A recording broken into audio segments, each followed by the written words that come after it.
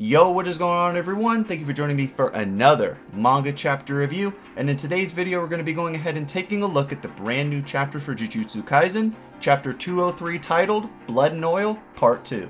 And before we dive into today's video guys, I want to go ahead and say thank you guys so much for the recent support on my last few videos. You guys absolutely have been killing it on the last few videos with the amount of views, likes, and comments. Just all very overwhelming for me to say the least, and I just can't express my gratitude enough to you guys. You guys know the drill by now. I always like giving you guys a little shout out before we start the video, just to let you guys know how much I appreciate all of the support and all of the kind comments, as well as all the awesome comments you guys leave in the comment section. It definitely does not go unnoticed. But if you are new to the channel and like anime and manga related content, please consider sticking around, as I will be doing a Black Clover chapter 343 review later on today, so stay tuned for that. That will be going out later on today, so you definitely don't want to miss that. And if you did like today's video, go ahead and drop a like and let me know what you guys thought of the chapter as well as the video in the comment section below. I'm very curious to hear what you guys have to say about the chapter and what you guys think is going to happen, because let me tell you guys, this chapter is absolutely amazing and it leaves off on a fire-ass cliffhanger. But with all that out of the way guys, let's just go ahead and dive into the damn chapter already. Jumping straight into chapter 203, we are given a flashback of Choso, Tengen, and Tsukumo discussing their plan for dealing with Kenjaku, or rather, Kamo Noritoshi as Choso refers to him as. Choso telling them that it will be him to face Kenjaku alone and stall for time, so that way Tsukumo can identify what his curse technique really is. Tsukumo not wanting Choso to essentially sacrifice himself to reveal his curse technique, he insists that if they were to fight together, that they'd only get in each other's way. Using himself as a ploy to get Kenjaku to reveal any information to them while he fights him, he tells both Tengen and Tsukumo that the methods don't matter, as long as he dies. Concluding the events that took place before their fight, we are taken back to the present where the fight with Kenjaku and Choso is taking place. With their fight being pretty evenly matched in the beginning, Choso notices that Kenjaku is holding back significantly, even going as far as to tell him that he is underestimating him too much. Choso now letting off a supernova attack, Kenjaku dodges and uses the blast from the attack to circle around and close the distance on Choso. Getting the better of Choso in their close quarter combat, Kenjaku throws a deadly substance from one of his curses he had conjured. Further pushing Choso back, he asks Kenjaku what his plans for Yuji are, explaining that as long as Yuji and Sukuna coexist, the cycle of curses will never end. Thus, this would mean Yuji would be the eye of the storm in his new era. Not taking kindly to Kenjaku's pretentious attitude towards his brother Yuji, he fires a shot at him, which Kenjaku dodges nonchalantly, telling him that Yuji's existence isn't what perpetuates the cycle of curses, but rather, it's Kenjaku's existence is what brings this about. Choso, being so wrapped up in defending the good name of Yuji, is caught by one of Kenjaku's centipede curses. With Kenjaku now pummeling Choso, he tells him how he knows that he's just a decoy in order for him to divulge his curse techniques to Tsukumo. Saying how that Choso has disappointed him in his performance, he then again takes a jab at his brothers for being failures to him.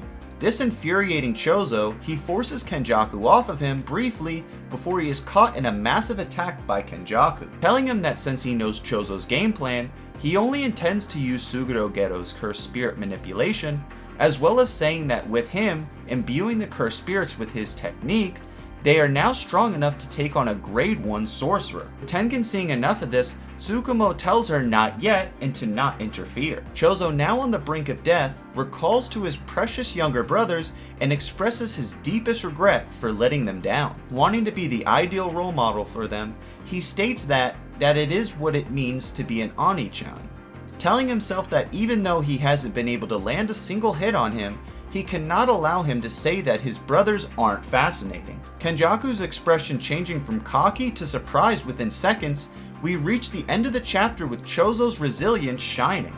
We get a final panel of chapter 203 with Choso displaying a brand new curse technique, Death Painting Brothers, while yelling, "Please lend me your strength."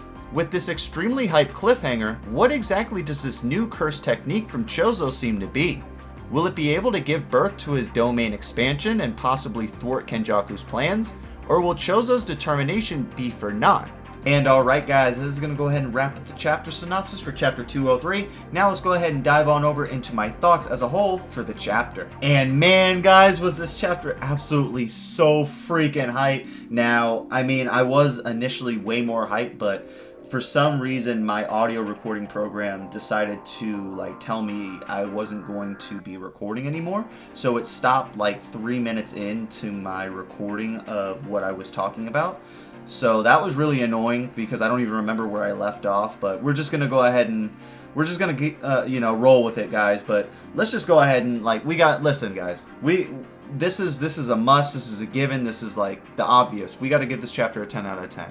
You know, if you're reading what I was reading, you guys, how could you not give it a 10 out of 10? I mean, it was absolutely fire, peak from Gigi Akutami. So, you know, Choso and Kenjaku throwing down like that, even though it was more of Kenjaku sort of beating Choso's ass the whole chapter. You know, it was still fire to see, but I mean, guys, where do I even start with this chapter? This chapter was absolutely crazy because, as I already, you know, explained in my the synopsis earlier, we got to see sort of the preparations being put in place by, you know, Choso, Tengen, and Tsukumo, by Choso telling him like, hey, I'm gonna be a martyr so that way I can draw out, you know, Noritoshi, his cursed technique, even though we know it's Kenjaku. He refers to him as Kamo Noritoshi.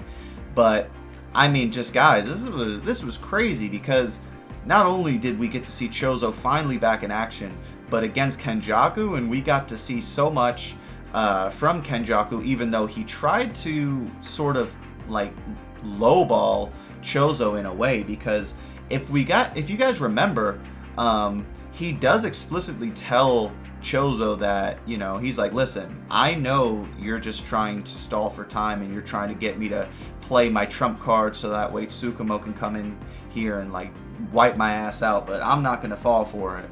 And he does tell him that he is only using Geto's curse spirit manipulation, and he does say that he is imbuing his cursed energy into it to create these even more powerful cursed spirits that are even on par with keeping up with grade 1 sorcerers. So that's just very crazy, because maybe Kenjaku's cursed spirit, or cursed energy, or cursed technique rather, is him sort of like being an amplifier, right?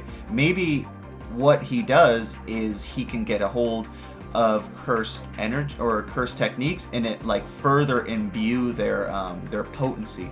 Sort of like how Geto can take cursed spirits and use them for himself.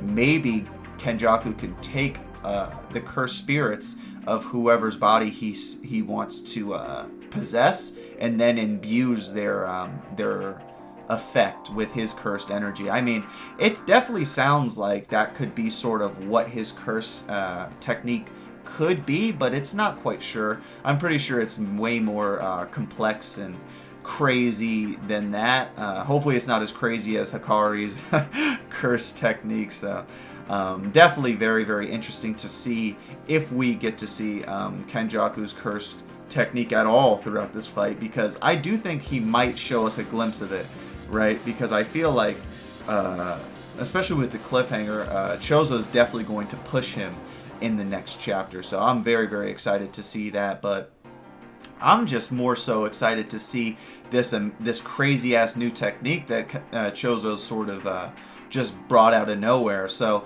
I think this technique is going to be sort of like a doppelganger, right? Like it's going to be he's going to summon both like Yuji as well as his two other brothers. Yeah, but I do think that this will sort of be like a sort of almost like a shadow clone for Choso to like have both Yuji as well as his two other brothers to fight alongside him, which really could be interesting. And I'm really interested to see more on what this technique is going to be. But I mean, overall, guys, I already said it like so many times at the beginning of like my thought of this chapter. This chapter was absolutely crazy, and I just cannot wait to see what happens in the next chapter. So I'm going to go ahead and sign off here, guys. I just want to let you guys know that this is absolutely peak. What we're going to see in these next few chapters is going to be insane. But let me know your guys' comments and thoughts on the chapter down in the comment section below. I'm really interested to hear your guys' thoughts for the chapter, so please let me know what you guys thought and what you guys think is going to happen in the next chapter. But if you guys did like today's video and are a fan of anime and manga related content such as this, please consider going ahead and subscribing to the channel, as well as if you liked the video, go ahead and drop a like for me. It greatly helps out the video. And lastly, go ahead and leave a comment of what you guys thought of the chapter and what you think is going to happen next. I always love reading your guys' comments and can't wait to hear and see what you guys have to say about this amazing hype chapter. But that's going to be all for me, guys. I'm going to go ahead and sign out here, and I hope you guys have a great rest of your day. See you guys in my next video. Take it easy. See ya.